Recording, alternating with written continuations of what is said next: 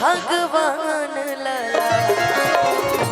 सिया निकले अवधवा की ओर होलिया खेले राम लला।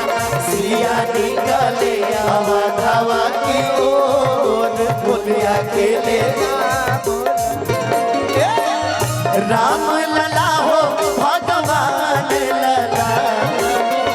राम लला हो भगवान लला। सिया निकले अवधवा की ओर होलिया खेले राम लला। और सिया निकले अवधवा की ओर होलिया खेले राम लला। ऐसा नहीं, दोनों हाथ उठा करके और मीठा मीठा ताली के साथ ये 1 2 3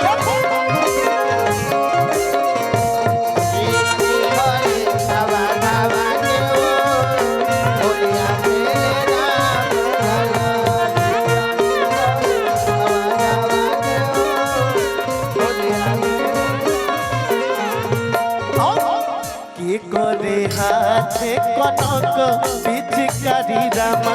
के करे हाथे कनक पिचकारी रामा। के करे हाथे कनक पिचकारी रामा। के करे हाथे कनक पिचकारी रामा। और के करा हाथे और के करा हाथे खोई छाया वीर होलिया खेले राम लला। सिया निकले अवधवा के ओर होलिया खेले राम लला। राम लला हो भगवान लला। राम लला हो भगवान लला। हेलो रामाशीष यादव भैया, भाभी प्रधान पांडेपुर, उनकी तरफ से 5000 का आशीर्वाद है, 4000 उधार है, 1000 मिला है। ऐसे बोल सकते हैं ना, भाभी प्रधान है, शोभा नहीं देता ना ये सब। आपका नाम भैया? बबलू मणि जी। ये तो लग रहा नाग मणि लेके ही मानेंगे आज, बहुत सुंदर लग रहे हैं।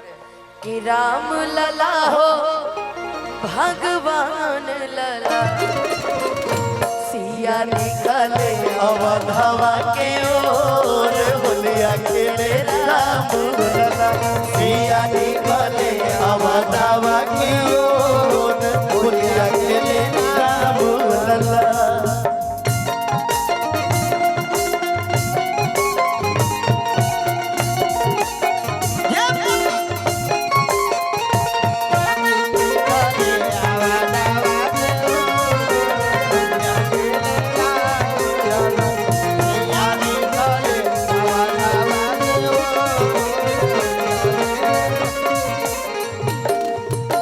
एगो लाइन बबलू भैया याद आ गई हमरा, चलत रहे, थोड़ा सा हमारा भी सहयोग आप सब कर दीजिए।